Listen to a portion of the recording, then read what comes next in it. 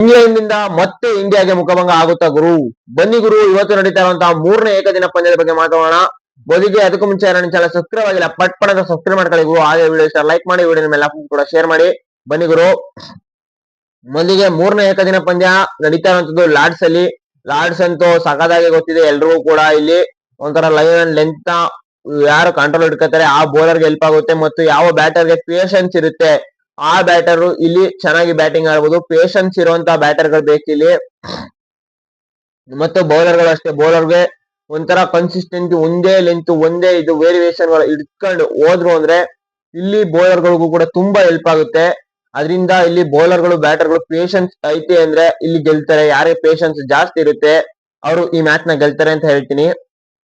ಇನ್ನು ಅದಕ್ಕೂ ಮುಂಚೆ ನೋಡಬಹುದು ಇಂಡಿಯನ್ 11 ಯಾವ ರೀತಿ ಇರ್ಬೋದು. ರೋಹಿತ್ ಶರ್ಮಾ ಲಾಸ್ಟ್ ಮ್ಯಾಚ್ ಅಂತಿರೋ, ಈಗ BCCI ಇಂದ ಅಪ್ಡೇಟ್ ಕೂಡ ಬಂದಿದೆ, ಲಾಸ್ಟ್ ಮ್ಯಾಚ್ ಆಗಲ್ಲ ಅವ್ರಿಗೆ ಅನ್ನೋ ರೀತಿ. BCCI ನ ಸೆಕ್ರೆಟರಿ ರೇವದೀಪ್ ಸಂಜಯ್ ಅವ್ರು ಹೇಳಿದ್ದಾರೆ, ರೋಹಿತ್ ಶರ್ಮಾ ಅವ್ರ ಬಗ್ಗೆ ನಾವು ಯಾವ್ದು ಡಿಸೈಡ್ ಮಾಡಿಲ್ಲ, ಅವ್ರು ಆಡ್ತಾರೆ ಇನ್ನೂ ಕೂಡ ಬಹಳ ದಿನ ಅಂತ ಹೇಳಿದ್ದಾರೆ. ಅದರಿಂದ ಒಂಥರ ರೋಹಿತ್ ಶರ್ಮಾ ಫ್ಯಾನ್ಸ್ ಗಳಿಗೆಲ್ಲ ಒಂಥರ ಹ್ಯಾಪಿನೆಸ್ ಬಂದಿದೆ. ರೋಹಿತ್ ಶರ್ಮಾ ಅವ್ರು ಇನ್ನೂ ಸ್ವಲ್ಪ ದಿನ ಆಡ್ತಾರೆ ಅನ್ನೋ ರೀತಿ. ನೋಡೋಣ, ಇನ್ನು ರೋಹಿತ್ ಶರ್ಮಾ ಅವ್ರು ಇನ್ನೂ 2027 ವರ್ಲ್ಡ್ ಕಪ್ ವರೆಗೆ ಆಡಕ್ ಬಿಡ್ತಾರ ಸೆಲೆಕ್ಟರ್ಸ್ BCCI ಅಂತ.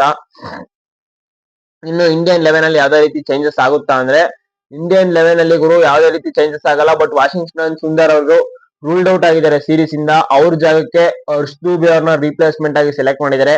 ಅವ್ರನ್ನ ಡೈರೆಕ್ಟ್ ಆಗಿ ಸ್ಕ್ವಾಡ್ ತರುವಂತಹ ಚಾನ್ಸಸ್ ಡೌಟ್ ಇದೆ. ಬಟ್ ಕುಲ್ದೀಪ್ ಯಾದವ್ ಅವರು ಸ್ಕ್ವಾಡ್ ಅಲ್ಲಿ ಇದ್ದಾರೆ ಮೊದ್ಲೇ. ಕುಲ್ದೀಪ್ ಯಾದವ್ ಅವ್ರಿಗೆ ಒಂದು ಚಾನ್ಸ್ ನ ಕೊಡಬಹುದು ಸ್ಕ್ವಾಡ್ ಅಲ್ಲಿ ಅಂತ ಹೇಳ್ತೀನಿ.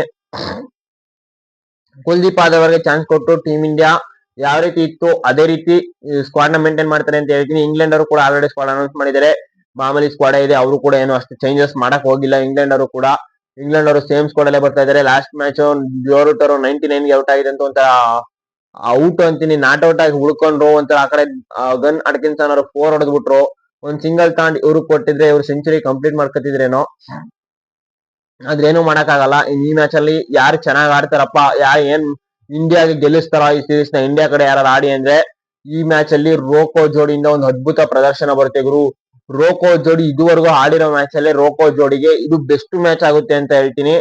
ಅದೇ ರೀತಿ ಬೌಲಿಂಗ್ ಅಲ್ಲಿ ಯಾರಪ್ಪ ಚೆನ್ನಾಗ್ ಮಾಡ್ಬೋದು ಇಂಡಿಯಾ ಕಡೆ ಅಂದ್ರೆ, ಕುಲ್ದೀಪ್ ಯಾದವ್ ಅವರು ಒಂದು ಚಮಕ್ನ ಕೊಡ್ತಾರೆ, ಒಂದು ಕಮಾಲ್ನ ಮಾಡ್ತಾರೆ ಅಂತ ಹೇಳ್ತೀನಿ ಇಲ್ಲಿ.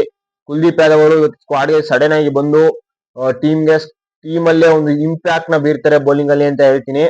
ಅದೇ ರೀತಿ ಇಂಗ್ಲೆಂಡ್ ಕಡೆ ಯಾರು ಚೆನ್ನಾಗ್ ಆಡ್ಬೋದಪ್ಪ ಅಂದ್ರೆ, ಇಲ್ಲೇ ಒಂದು ನನಗೆ ಗಟ್ ಫೀಲಿಂಗ್ ಹೇಳ್ತಾ ಇದೆ, ಇಂಗ್ಲೆಂಡ್ ಕಡೆ ಓಪನರ್ಸ್ ಚೆನ್ನಾಗ್ ಆಡ್ತಾರೆ, ಬೆನ್ ಡಕೆಟ್ ಮತ್ತು ಜೇಕಬ್ ಬಥೆಲ್ ಅವರು.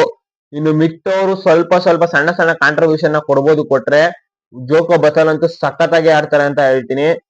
ಇನ್ನು ಈ ಮ್ಯಾಚ್ ನ ಯಾರಿಗೆ ಬೌಲಿಂಗ್ ಅಲ್ಲಿ ಇಂಪ್ಯಾಕ್ಟ್ ನ ಬೀರ್ಬೋದು ಇಂಗ್ಲೆಂಡ್ ಕಡೆ ಅಂತ ಅಂದ್ರೆ, ಇಂಗ್ಲೆಂಡ್ ಕಡೆ ಜೋಪ್ರಾ ಆರ್ಚರ್ ಜೊತೆಗೆ ಬೌಲಿಂಗ್ ಅಲ್ಲಿ ವಿಲ್ ಜಾಕ್ಸ್ ಅವರು ಏನೋ ಒಂದು ಇಂಪ್ಯಾಕ್ಟ್ ನ ಬೀರ್ತಾರೆ. ಬ್ಯಾಟಿಂಗ್ ಅಥವಾ ಬೌಲಿಂಗ್ ಎರಡರಲ್ಲೂ ಮಾಡ್ಬೋದು, ಇಲ್ಲ ಒಂದ್ರಲ್ಲಂತೂ ಇಂಪ್ಯಾಕ್ಟ್ ನ ಬೀರ್ತಾರೆ ಅಂತ ಹೇಳ್ತೀನಿ.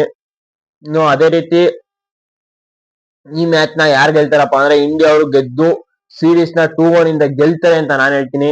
ಇದ್ರ ಬಗ್ಗೆ ನೀವೇನ್ ಹೇಳ್ತೀರಾ ನನ್ನ ಕಮೆಂಟ್ ಮಾಡಿ. ಚಾನಲ್ ಸಬ್ಸ್ಕ್ರೈಬ್ ಮಾಡೋದು ಮರಿಬೇಡಿ. Thank you guys.